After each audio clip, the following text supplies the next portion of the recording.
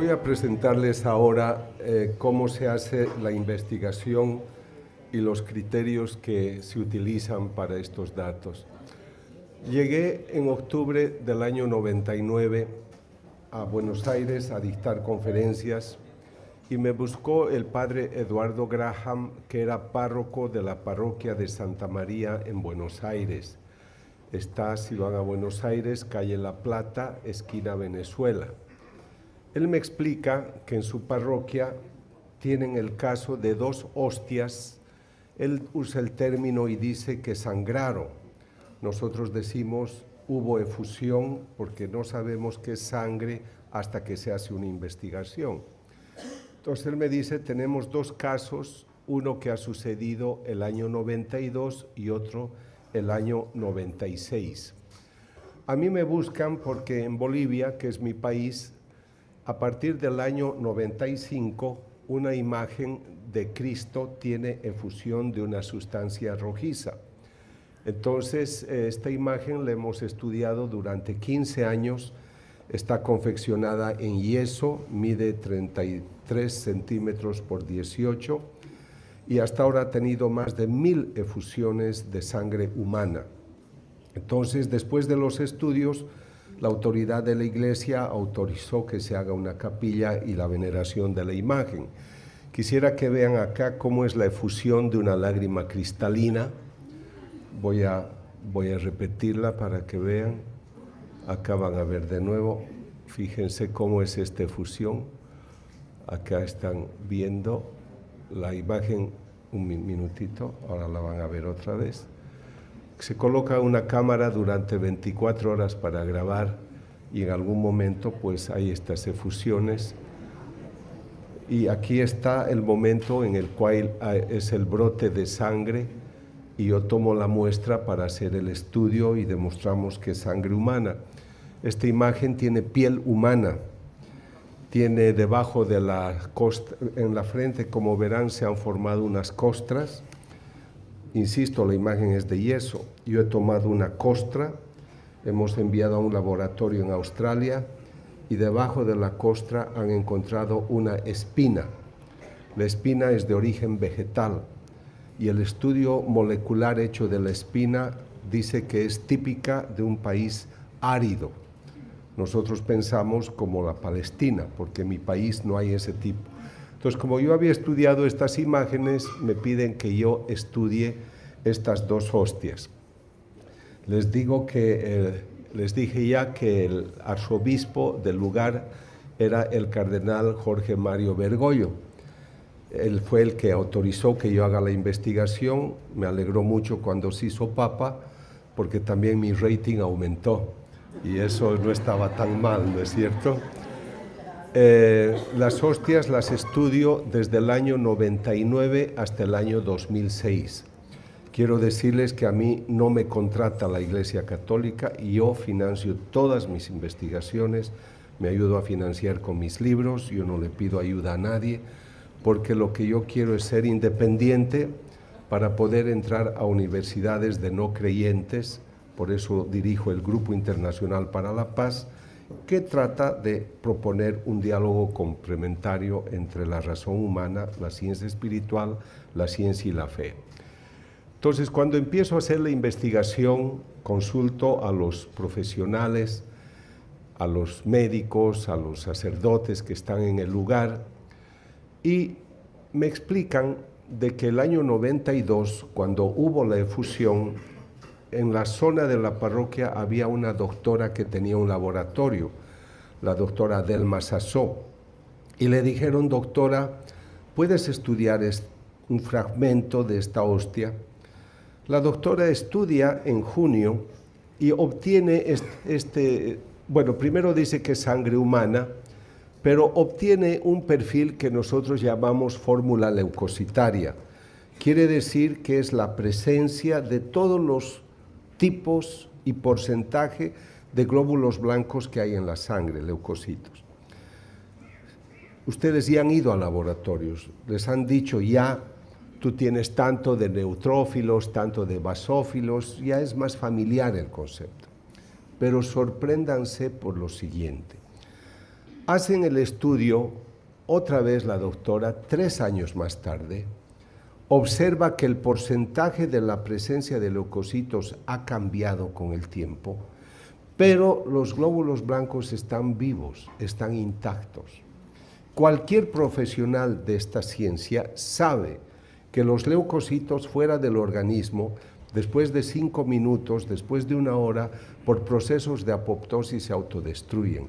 Es imposible que yo te tome una muestra de sangre y los leucocitos se conserven en ambiente adverso, sin preservantes, 2 años, 3 años, 4 años, 5 años, 6 años.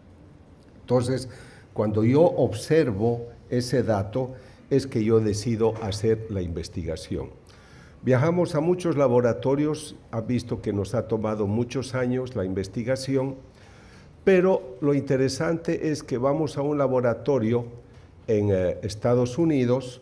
El laboratorio se llama de muestras mínimas, porque las muestras que llevamos son muy pequeñas, y este laboratorio nos dice que aquí en San Francisco hay ADN humano. El ADN humano es la información de la unidad biológica excelente del humano que indica que esta sangre es de un ser tan humano como cualquiera de nosotros. La diferencia está que el origen está en la sangre. Entonces tengo ADN humano. La sangre que ha encontrado la doctora Sassó es de una persona tan humana como cualquiera de nosotros, solamente que el origen está en la hostia consagrada. El profesor Linoli es el doctor que estudió la hostia que sangró, que tuvo efusión en Lanciano en el siglo VIII. Se ha conservado hasta el presente, algunos seguro ya han ido a Lanciano y han visto el milagro, pero este hombre descubrió músculo del miocardio.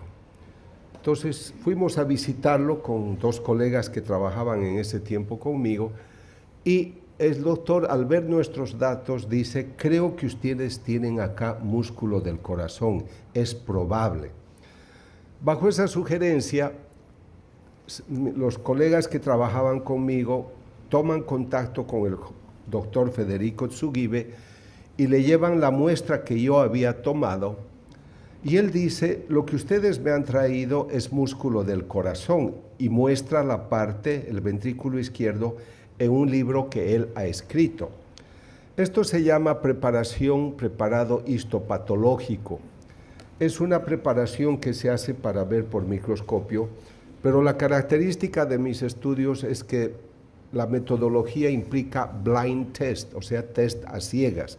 Ellos no saben que esto viene de una hostia consagrada, el estudio se hace a ciegas. Entonces el doctor ve esto y dice: yo veo acá que ustedes tienen músculo del corazón. Por eso es que en el libro que él ha escrito señala y dice es el ventrículo izquierdo. Él es médico cardiólogo, forense. Cuando escribe el informe, el 26 de marzo de 2005, dice: las laminillas son estas que ustedes están viendo, contienen tejido del corazón que evidencia cambios degenerativos del tejido del miocardio. Y he explicado que el miocardio es el músculo que le hace latir al corazón y da vida a nuestro organismo. Pero ahora presten atención. Estos cambios degenerativos, toda esa inflamación, todo el daño que observa él en las estrías del corazón, son concomitantes a un reciente ataque cardíaco, y piensa que esto se debe a un severo golpe en el pecho a la altura del corazón. De hecho, en la conversación que él tiene, dice: your patient suffered a lot. Tu paciente ha sufrido demasiado, creo que le han golpeado en el pecho y por eso tiene el infarto. Pero no se olviden que los médicos forenses deben decir posiblemente cuándo ha muerto el paciente y cómo. Entonces él dice: su paciente ha tenido un reciente ataque al corazón. Él está mirando por el microscopio y ha reconocido los leucocitos, los glóbulos blancos que están vivos. Él sabe perfectamente que si hay leucocitos vivos, el paciente acaba de morir hace poco. Él no se sueña que mi pacientito ha muerto hace 2000 años. Esto es lo extraordinario. Entonces, cuando él, obviamente, cuando ya se le explicó, casi le da a él un infarto, ¿no es cierto? porque ¿quién podría imaginar algo así? Entonces, cuando él estudia esta muestra que yo había tomado, hace este informe confirmando que hay músculo del corazón. El profesor Linoli, que estudió la hostia del anciano del siglo VIII, encuentra también miocardio, pero no tiene leucocitos vivos. En cambio, los tejidos que nosotros estudiamos corresponden a un corazón dinámico, activo, todavía con toda la energía. El 17 de marzo de 2006 yo presenté el informe al cardenal Bergoglio y él me dijo: doctor, quisiera hablar a solas con usted, y me llevó a su habitación. En su habitación, en el escritorio, habían unos 60 folders y me dice: doctor, yo soy asesor en el dicasterio para sacramentos en Roma. Y estos son juicios que estamos siguiendo a personas que han hecho sacrilegios ante la Eucaristía. Y muchos eran religiosos, religiosas, sacerdotes. Entonces me dijo: doctor, usted tiene la prueba de la transustanciación. Usted puede demostrar científicamente que cuando el sacerdote consagra, realmente el pan se convierte en carne, el vino en sangre. Y él me dijo: hable de esto al mundo. Que el sacerdote entienda el esplendor de su vocación, el privilegio que tiene de ponerlo a Dios sobre el altar cuando él celebra la misa con sus manos consagradas. Que las religiosas sepan que son custodias de esta riqueza de nuestra iglesia. Y que cada laico sepa que la palabra de Dios se cumple. El pan que te daré es mi carne. Así que fue él el que me motivó para que yo organizara estas conferencias y pudiera compartir con el mundo. Pero yo obviamente jamás me habría propuesto: yo voy a demostrar la realidad de la transustanciación. Yo no he buscado la investigación, fueron ellos que me invitaron, pero considero hoy un privilegio porque hay mucha gente que cree que todo esto es simbólico. Hay gente que va a misa el domingo, comulga y en la tarde va a buscar un brujo para que haga ciertas operaciones con su vida. Entonces estas son incoherencias que nosotros debemos entender. El Señor dice: no puede servir a dos señores. En todo caso, empiezo a hacer estas pláticas y llego a Tixla. Tixla es un pequeño municipio del estado de Guerrero, en México. La capital es Chilpancingo, pero una ciudad famosa que ustedes conocen es Acapulco. En el año 2006, en octubre, el sacerdote Raimundo Reina celebra la misa en esta parroquia que se llama San Martín de Tours. Él es el padre Raimundo Reina, es el padre Leopoldo, actual párroco de la iglesia, y ellos han preparado un retiro para 800 personas.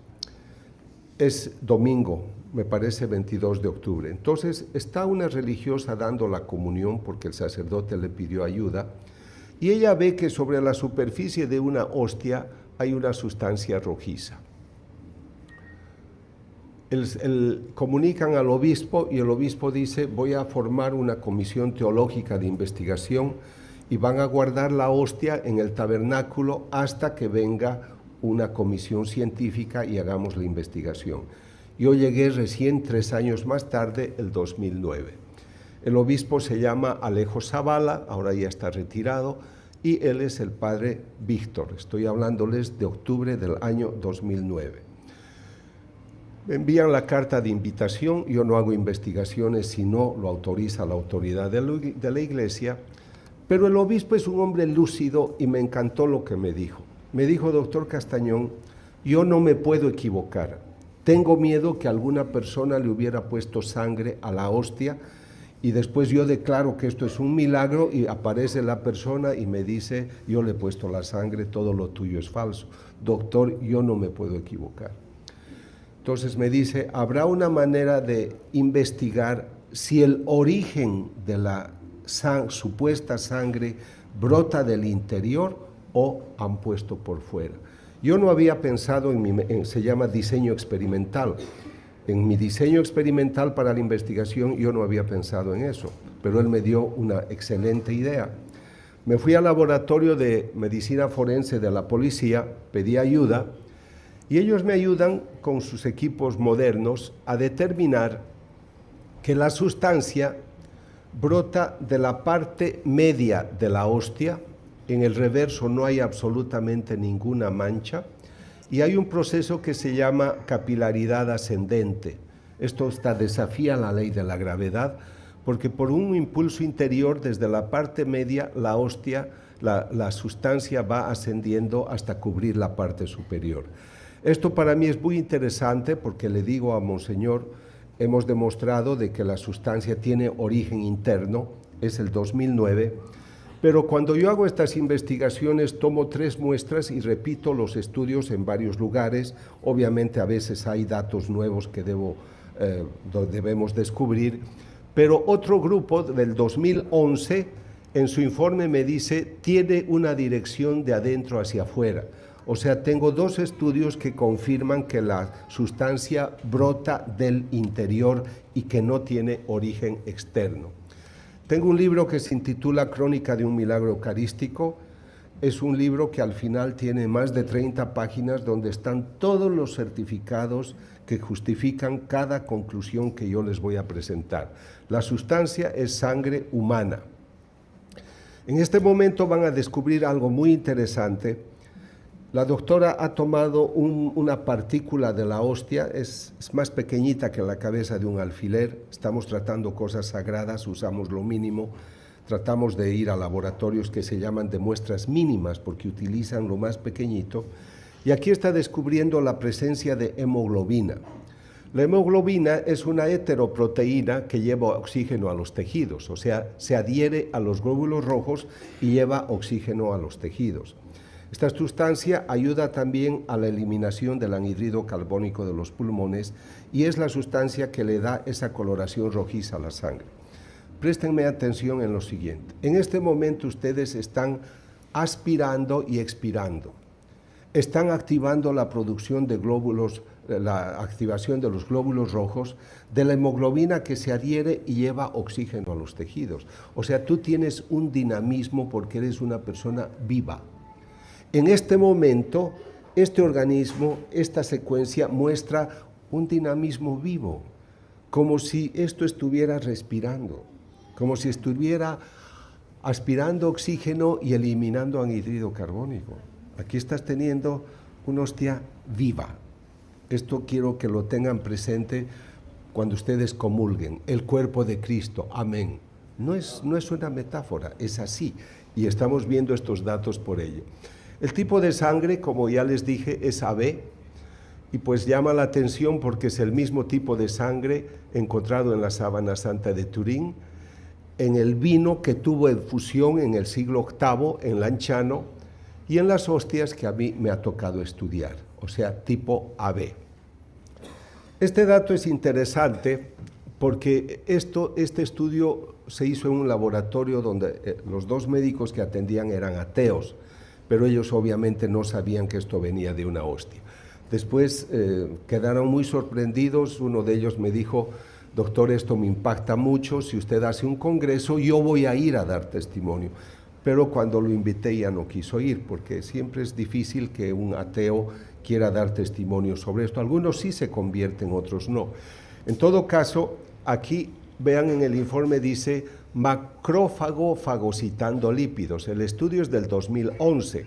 No olviden que la efusión es del 2006.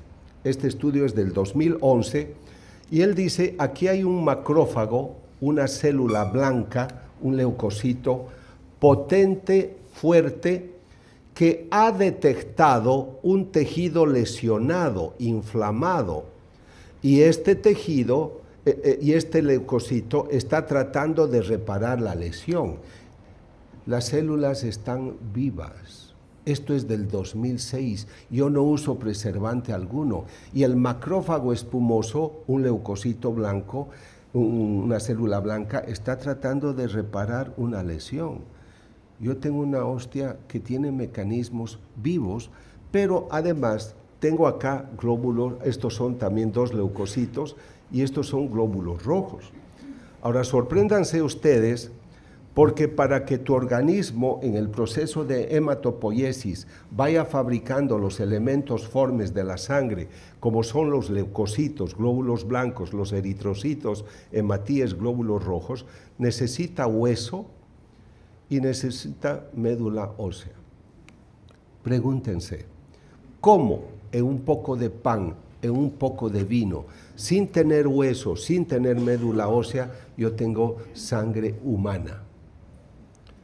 Mientras preparaba esto y pensaba en que celebramos hoy la fiesta de Carlo, el cáncer que ha tenido ha sido un cáncer que justamente le ha dañado la médula y la fabricación de leucocitos. Él ha muerto por un cáncer de este tipo.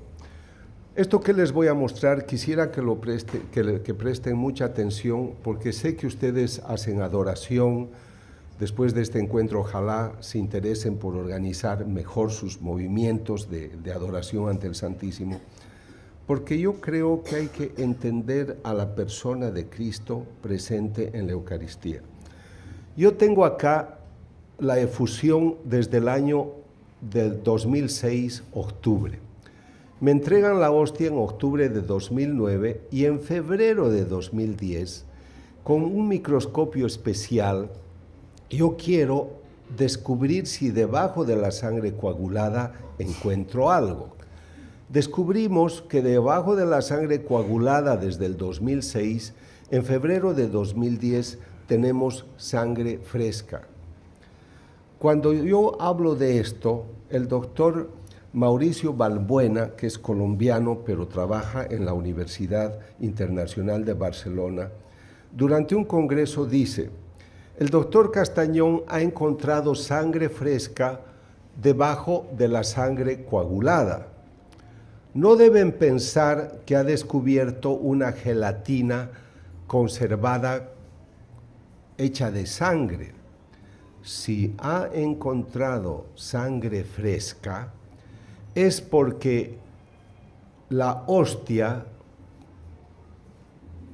el cuerpo consagrado, se comporta como un cuerpo humano que está fabricando sangre constantemente.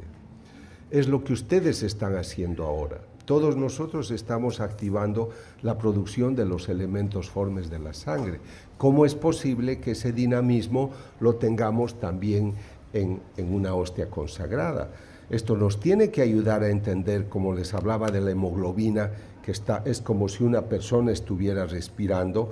Acá tú tienes una persona que está fabricando sangre constantemente. Les va a llamar la atención que la imagen del Cristo que les he mostrado, que está en Cochabamba, Bolivia, si un día viajan pueden visitar el lugar, se llama la capilla del Cristo de las Lágrimas.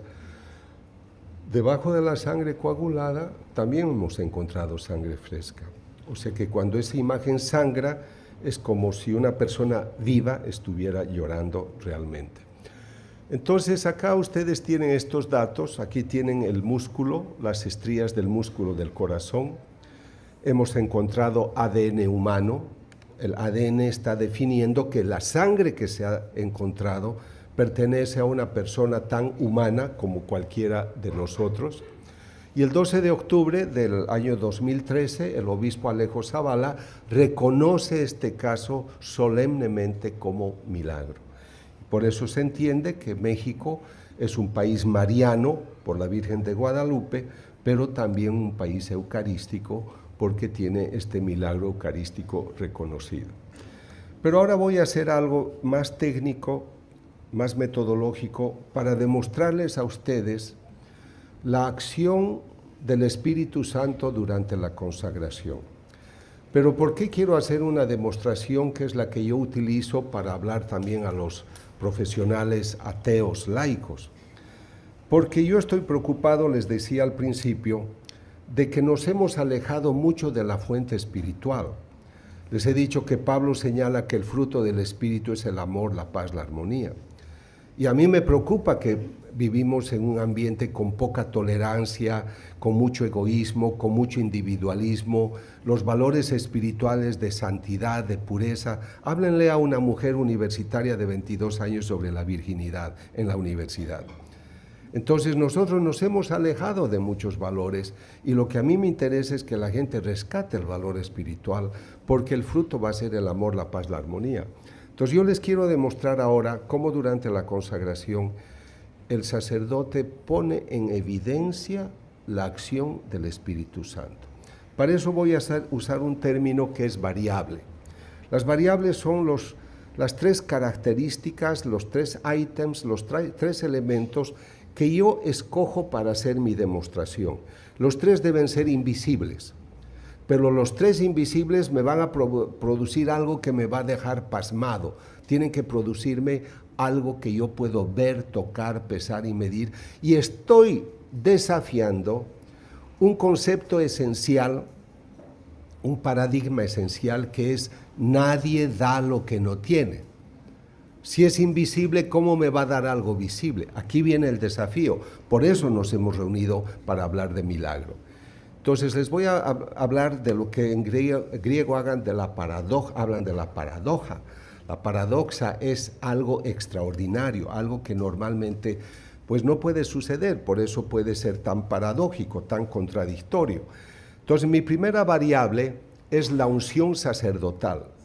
Cuando yo hablo a sacerdotes, yo les digo: padres, tienen que tomar conciencia de esa unción poderosa que ustedes tienen del Espíritu Santo. Por eso el Padre Antonio oró por mis ojos y me sané, porque él estaba consciente de su unción. Usted celebra la misa con la convicción de que el Señor se va a hacer presente y todos hemos ido a comulgar seguros de que usted esto va a hacer. El sacerdote ha sido ungido a través del obispo, que ha recibido la unción del Espíritu Santo. Ahora comprenderán, en un ambiente científico de no creyentes, que tú le digas: mi primera variable es Dios, la tercera persona de la Santísima Trinidad que está en los cielos, él ha ungido al obispo y el obispo... Dicen: el doctor que está fumando. Porque es muy difícil que la gente comprenda que tú vas a hablar sobre un Dios invisible. Ellos quieren variables que pueden ver, tocar, pesar y medir. Pero sí aceptan mi desafío de que yo les voy a hablar de variables invisibles. Entonces, por respeto, saben que no estoy equivocado en el método, les estoy hablando de un Dios invisible que unge al obispo. Por fe creo que hay una unción, un poder, una gracia, un carisma, y el obispo va a ordenar a este hombre sacerdote, dándole el recurso, el ministerio de poder consagrar. Entonces todos, aunque pues es difícil de entender, aceptan de que mi primera variable es invisible. La segunda variable es la invocación al Espíritu Santo.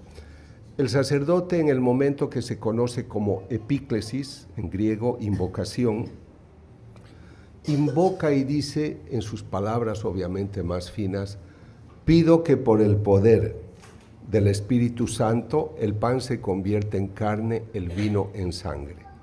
Solo está haciendo una oración. Es mi segunda variable invisible. Él no está trayendo un equipo para hacer disparos de positrones o descargas magnéticas o bioquímicas en el pan y en el vino para convertirlo en carne o en sangre. Él solamente está haciendo una oración. Y la tercera variable es que él va a repetir las palabras de Jesús, porque la noche de su pasión tomó el pan y dijo: tomen y coman, esto es mi carne, tomen y beban, esto es mi sangre. Estas son mis tres variables. Este es el momento de la consagración, y luego yo en ese pan consagrado o en el vino tengo sangre y tengo músculo del corazón.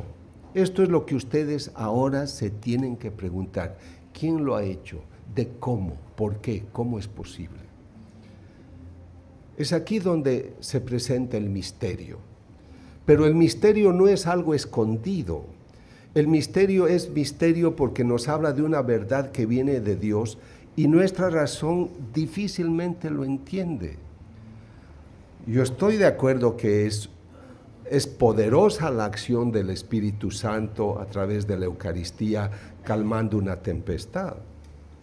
Pero yo he contado anoche y estos días que yo en estas semanas últimas he sido testigo de cómo se puede con una oración detener la tempestad, una oración que hizo una persona, Y hace 1 año y medio, otra persona que hace otra oración y pide lluvia porque en el lugar hay sequía y empieza a llover, a llover, a llover.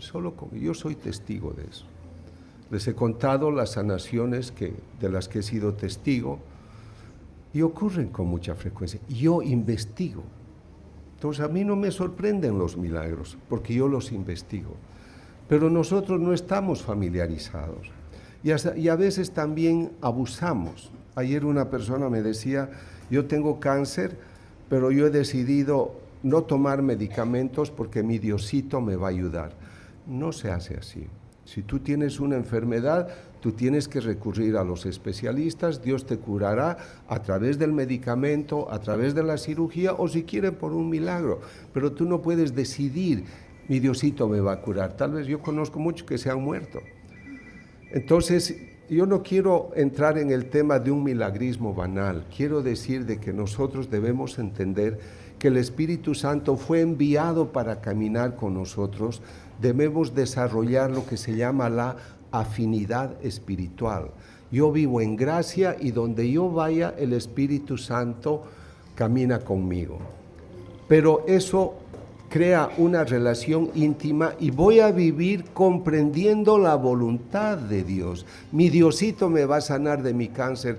Tal vez Él tiene otro destino para ti y tú ya has determinado lo que tu Diosito va a hacer. Pero tengo la confianza en pedirle. Todos oramos por todos. Entonces, por esta razón yo quisiera que se comprenda que aquí ustedes tienen la evidencia de la acción del Espíritu Santo a través del sacerdote. Y cuando acá el Padre Gerardo toma la custodia, está mostrando su fe en la Eucaristía, está mostrando la unción que él tiene como sacerdote, porque ellos han consagrado la hostia. Entonces no solamente es el hecho extraordinario, es entender que esta es una vocación sacerdotal importantísima. Yo he estado con presidentes de un país, he estado con hombres económicamente poderosos, he estado con premios Nobel, pero nunca me he arrodillado ante ninguno de ellos. Pero sí yo me arrodillo ante el sacerdote para que me dé su bendición, porque él tiene la unción de Dios. Por eso hay que agradecer la vocación sacerdotal, porque sin sacerdote no tenemos esto. Por eso hay que orar por la santidad del sacerdote, porque él tiene que tener la dignidad suficiente para hacer estas cosas. Entonces creo que esto nos está revelando, por eso decimos, la Eucaristía es el centro y culmen de la vida cristiana. Y por eso todo lo que tú estás viendo te lleva a esta cita extraordinaria de Juan 6:51. A mí me preguntan los periodistas, ¿qué significa, doctor, para usted esto? Que la palabra de Dios se cumple, el pan que te daré es mi carne. Pero no solamente se cumple esta palabra, se cumple cada palabra que Dios ha dicho y que ha sido revelada. Solo que nosotros decimos, la iglesia se tiene que modernizar, deberían aceptar esto, el aborto, los matrimonios extraños. Nosotros queremos decirle a Dios cómo se deben interpretar sus propias palabras. Por eso el racionalismo, a mí me alegra, yo he hecho una licenciatura también en filosofía y sigo estudiando otros conceptos de la antropología, porque quiero entender al humano. Pero yo debo entender cuál es la intención de Dios con cada uno de nosotros. Y no le puedo hacer decir a Dios lo que a mí me interesa por una ideología. Entonces, acá yo creo que debemos entender esta presencia real de Dios. A mí me alegró que el año 2016 el cardenal Angelo Comastri, que era el responsable de la Pastoral Vaticana, presentó este libro con los milagros eucarísticos, donde contienen los milagros que Carlos seleccionó, y pues incluye estas investigaciones que yo les presento, y con eso quiero decirles que mis investigaciones han sido acogidas por la autoridad de la Iglesia, que no solamente es el servicio de un aficionado. Entonces, cuando estén ustedes presentes ante la Eucaristía la próxima vez, quisiera que recuerden las imágenes que ven a su lado. Esto es mi cuerpo, esta es mi sangre, que se derrama por ti aún ahora, en todo momento. Yo sé que muchos me pueden decir, yo no necesito estas evidencias, pero gracias a estas evidencias tengo sacerdotes que no abandonaron el sacerdocio, diáconos que ya no querían ser sacerdotes y se han hecho sí ordenar, Y hace poco que estuve en Santiago, pero antes yo había visto a este joven en México, para el día Domingo de Ramos me invitaron a dar una plática en México y eran unas 6,000 personas en una congregación maravillosa que se llama Los Servidores de la Palabra. El sacerdote fundador tiene mucha unción, tiene 3,000 candidatos cuando él convoca para que sean misioneros laicos, sacerdotes o religiosas. Y un joven se acercó y me dijo: doctor, míreme por favor, soy diácono y me voy a ser sacerdote en un mes.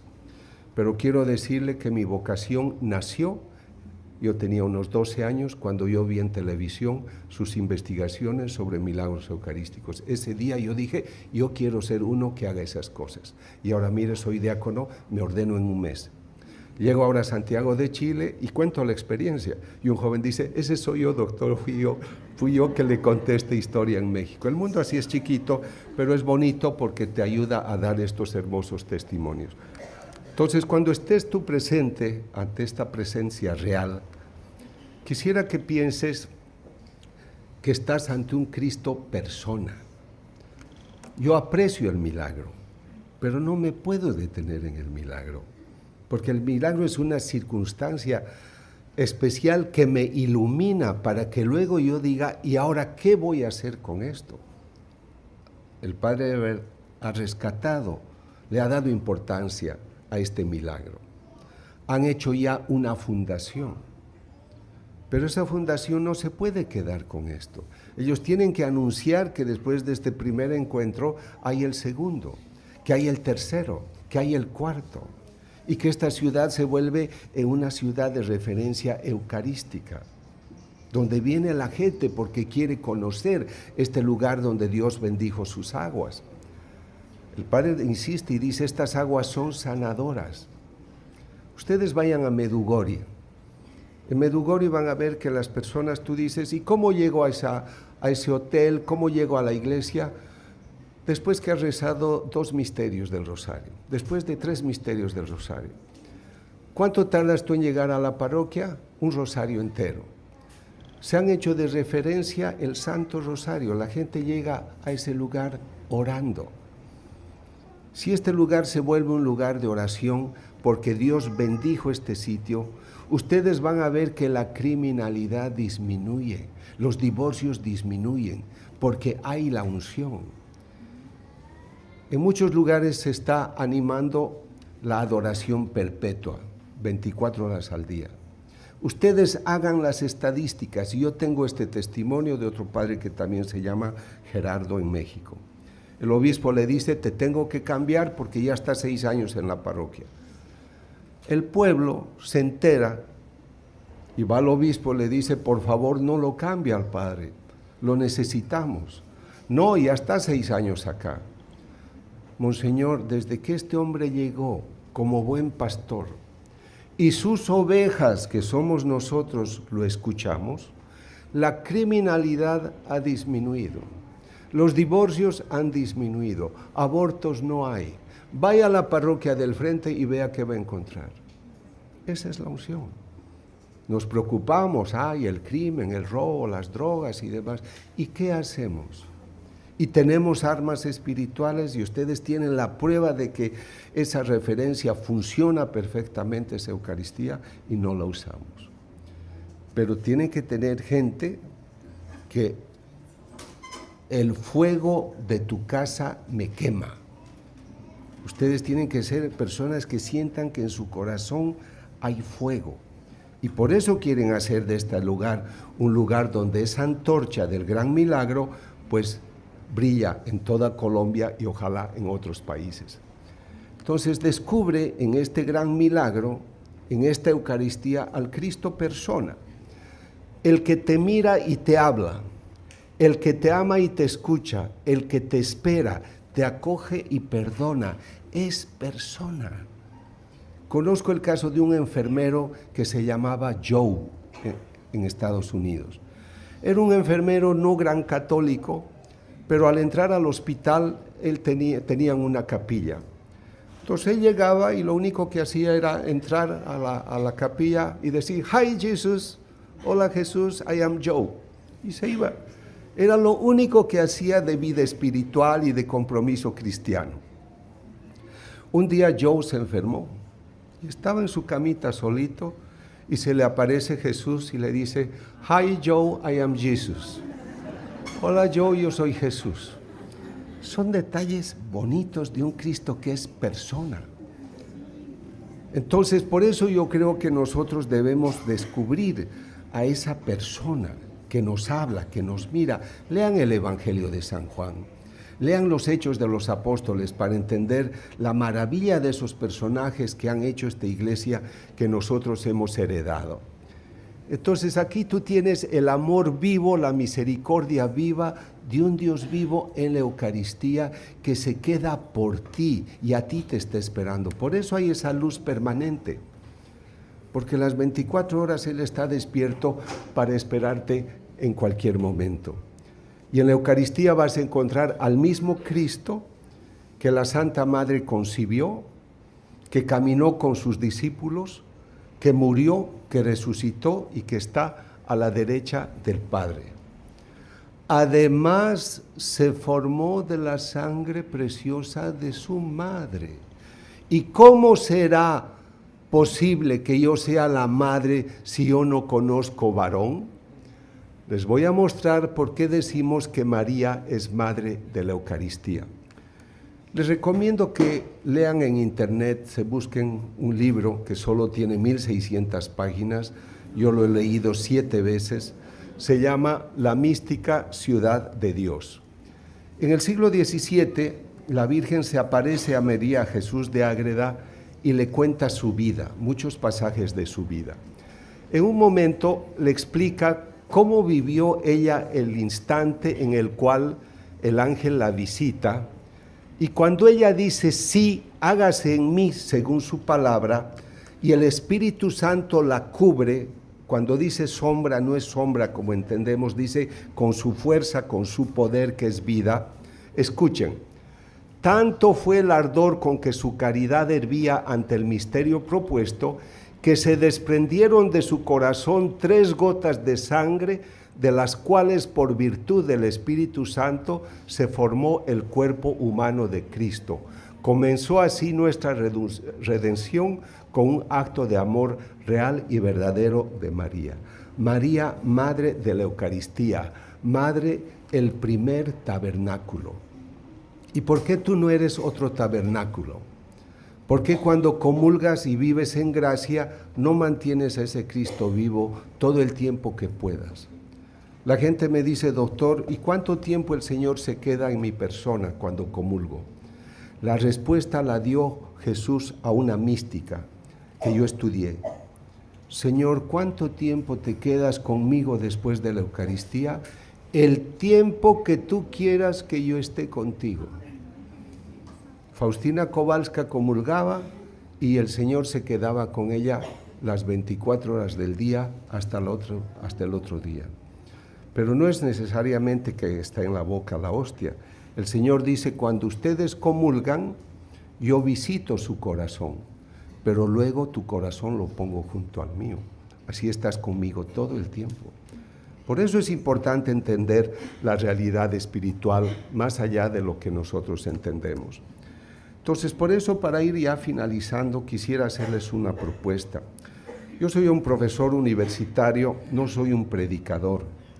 A veces la gente dice el ministerio del doctor, el doctor predicador. Yo soy un profesor que estudia el cerebro, la conducta humana, y hoy me intereso por la dimensión espiritual, que implica un compromiso religioso, una actividad religiosa. Pero me interesa el humano. Entonces yo quisiera invitarte a que has venido a este congreso maravilloso, claramente inspirado por el Espíritu Santo. ¿Por qué no haces que tu espíritu a partir de hoy sea el motor de tu vida? Que el Espíritu Santo ilumine tu personalidad y empieces a dar luz a tu fe, que vivas en gracia y te eleves buscando la santidad, que hagas tu trabajo, pero que te importe ser una persona que diga como Pablo, yo ya no vivo, Cristo vive en mí. Entonces, cuando tú haces esto, Tu personalidad es iluminada por la luz del Espíritu Santo y tu vida en el mundo también. Y se cumplirá algo que dice Isaías en el capítulo 58. Tu luz brillará como la aurora. O sea, tu espíritu será tan intenso que tú podrás ver que en esa persona hay algo especial. Como yo soy investigador, el Señor me permite algunos obsequios. Estoy dictando una conferencia en Madrid y veo que un hombre ingresa, son 2,000 personas, pero ese hombre no es una luz física, es una expresión agradable, pero distinta a todos. Entra con una mujer de brazo. El hombre tiene unos 65, 70 años, pero tiene un resplandor en expresión, no es visible, pero se nota algo especial en él. Yo he escrito un libro que se llama Transformación Interior, es un libro de cambio para crecer. Y en ese libro yo digo que las personas que se transforman, porque se unen mucho a Dios, que están en afinidad con el Espíritu Santo, tienen esa expresión, brillarás como la aurora. Entonces, cuando yo lo veo a ese señor, pero son 2,000 personas, yo no puedo ir a entrevistarlo para saber si realmente él es un transformado. Pero me quedo con esa impresión. Termina mi conferencia, estoy cerrando mi computadora y un hombre me saluda, me doy la vuelta y es él. Doctor, mi nombre es Luis García, tengo su agenda, sé que va a estar aquí una semana y me gustaría invitarlo a almorzar con mi esposa o a cenar. Yo nunca acepto invitaciones porque yo no tengo tiempo, pero yo tenía que averiguar si este era un transformado o no, así que antes que terminara yo dije sí. Me lleva a su casa a almorzar y escuchen lo que me cuente. Tengo una fábrica de perfumes, tengo más de 100 empleados, pero todos mis empleados son jóvenes, hombres y mujeres que yo preparo para la vida religiosa o sacerdotal. Todos mis empleados van a mi fábrica, que es como un seminario, como un aspirantado, como un noviciado, de ahí salen las vocaciones. ¿Qué empresario conocen ustedes que ha hecho de su fábrica un vivero de vocaciones? Y a ese hombre le reconocí por eso, porque uno brilla como la aurora. Tengo que viajar a Manila, a Filipinas. Mi vuelo es La Paz, Bolivia, México, donde cambio avión, Los Ángeles, California, Manila. Llego a México, estoy buscando un lugar donde sentarme para esperar mi vuelo a Los Ángeles y Manila después, y veo 2 señoritas de unos 40 años conversando. Brillan como la aurora. Y yo, que soy investigador curioso, digo, estas son 2 transformadas, pero tengo que confirmar. Así que busco dónde sentarme cerca de ellas para escuchar lo que hablan. Al pasar cerca de ellas veo que tienen una cruz. Para empezar digo, creo que son católicas, para empezar. Y me siento detrás para escuchar, no les avisen que he sido curioso, ¿no? Pero escucho su conversación. Hermana, nos han destinado al sur de Filipinas, donde pues los no creyentes han matado a muchas católicas. ¿Te das cuenta si morimos por Cristo? Qué hermoso sería, para eso somos misioneras. Yo reconocí esa unción por esa expresión que hay. Y no es que sonrías bonito, es ese brillo, yo ya no vivo, Cristo vive en mí. Y podría darles decenas y decenas de datos de cómo cuando uno tiene a Dios su expresión es distinta, hasta cuando dice buen día. Pero hay que conocer la gracia de Dios, hay que llenarse de la gracia de Dios. Nosotros comulgamos el domingo y muchos el lunes ya han perdido la gracia. Uno, aunque tengas cualquier edad, tienes que decir, prefiero morir antes de pecar. Yo se lo digo al Señor desde mis 50 y tantos años, todo el tiempo.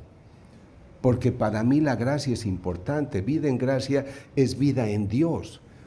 Pero la sociedad moderna quiere esto. Mundo, carne, dinero, sexo, placer.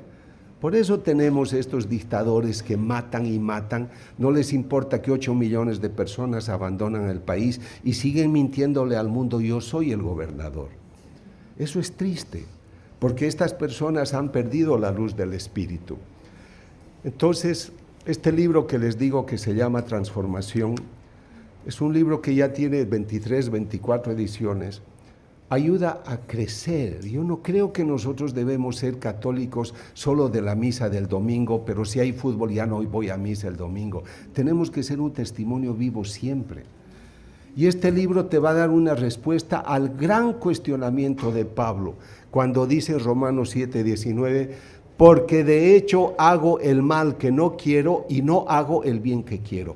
¿Por qué los católicos hacemos cosas que no deberíamos hacer? Nos vestimos bonito para salir a la calle, pero no sabemos cómo está nuestro espíritu. Entonces, por esta razón, estos encuentros son importantes, pero lo que quiero rescatar en este encuentro es la unción del Espíritu Santo. Es esa unción que te tiene que cambiar, que te tiene que dar la fuerza, que tiene que dar todas las condiciones para que seas perseverante. ¿Por qué uno abandona su vocación? ¿Por qué ya no hay compromiso? Porque falta la unción. Ustedes han visto cuántas veces el celular ha molestado en este encuentro. Para un disertante te quita la atención. No son personas imprudentes que están perturbando un ambiente de armonía. ¿Por qué? Si te ha dicho, por favor, apaga tu celular, ¿por qué no lo haces? No es que me preocupe totalmente, pero les estoy dando un ejemplo concreto. ¿Cómo quieres ser santa, santa, santa si no sabes hacer una cosa tan elemental, en un encuentro tan espiritual, de tal categoría? Porque hacemos cosas que no deberíamos hacer. Y aquí vas a encontrar la respuesta. ¿Por qué hago las cosas que no debería? Una familia católica me invita a comer, suena el teléfono, el hijo contesta el teléfono, no el celular, sino el de casa. Papá, te llaman por teléfono, dile que no estoy, dile que tengo una reunión. Le está diciendo a su hijo, miente, está delante de mí. Y le hace mentir, él miente y enseña a mentir. Entonces yo creo que estos encuentros nos tienen que ayudar a descubrir la unción del Espíritu Santo, porque nosotros somos débiles, por eso no apagas tu celular. Por eso decimos, ¿por qué estas cosas hay que pagar? Todo lo de Dios debe ser gratis. Pero ¿y el avión te da gratis el boleto? ¿El hotel te da gratis las cosas? ¿Los restaurantes te dan gratis? Pero quieres comprarte una revista de pornografía y nunca pides rebaja ni que te la regalen. Pagas. Pero las cosas de Dios tienen que ser gratis, porque estamos confundidos. Entonces, ustedes están en una ciudad bendecida.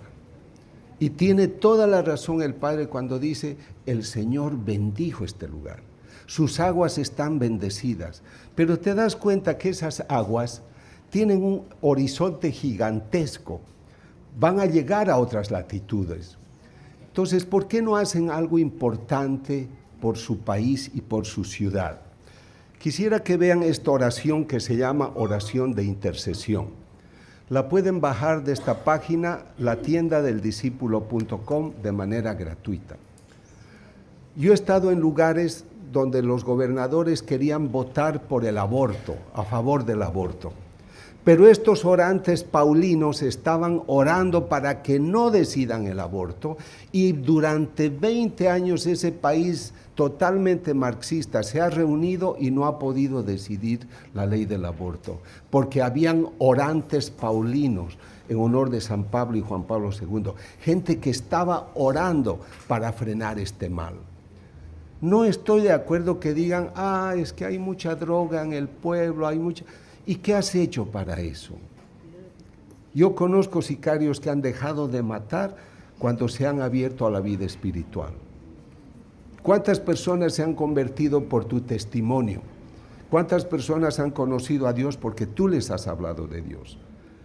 Estos, por eso yo no uso mucho el término de turismo espiritual, sino de un itinerario espiritual, de un encuentro espiritual, porque tu encuentro tiene que ser efectivo. El turismo revisa cosas, visita. En cambio, si tú te comprometes con una ruta espiritual, con un itinerario espiritual, tú vas a un lugar y das frutos. Y donde vas, evangelizas a otras personas.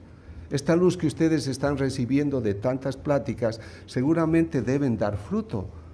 Tu terreno es fértil, tú tienes que llevar la semilla y que otros conozcan lo que tú hoy has conocido. Entonces, por eso yo les invito a que se suban a las murallas de la intercesión. Tumaco, Señor, ha nacido en tu corazón, tú lo has bendecido. Y por eso te pedimos que ayudes en esto. Él es Padre. Si ya ha hecho un milagrazo como el que tienen, ¿por qué no va a ser nuevos? La conversión de tu hijo, el matrimonio santo de tu hijo o de tu hija y no una convivencia libre. Yo creo que nosotros no siempre comprendemos que nuestro Padre es amable, es generoso, está pendiente de nosotros, pero nosotros nos acordamos de Él solo en un extremo. Debemos ser sus hijos todos los días. Entonces, por esta razón, quisiera dejarles con esta cita que es hermosa, y yo pienso que si ustedes trabajan, esto puede darse en su país y en su ciudad. Y si mi pueblo sobre el cual es invocado mi nombre se humilla, rezando y buscando mi rostro, y se vuelven de sus malos caminos, yo entonces los oiré desde los cielos, perdonaré su pecado y sanaré su tierra. Mis ojos estarán abiertos y mis oídos atentos a la oración que se haga en este lugar, Tumaco, pues ahora he escogido y santificado esta casa, para que en ella permanezca mi nombre para siempre. Allí estarán mis ojos y mi corazón todos los días. Ustedes han tenido esta unción y yo espero que a partir de ahora Tumaco se vuelva una ciudad eucarística. Gracias, que Dios les bendiga. Gracias.